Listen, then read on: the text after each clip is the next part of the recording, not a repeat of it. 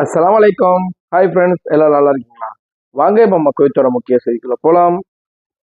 குவைத்தில் இருக்கிற ஜெயிலில், அதாவது டிப்போர்டேஷன் சென்டர்னு சொல்லக்கூடிய, ஏதாவது கேஸ்ல மாட்டினாங்கன்னா அவங்கள அங்கே வச்சு தான் வந்து அவங்களோட சொந்த நாட்டுக்கு அனுப்புவாங்க.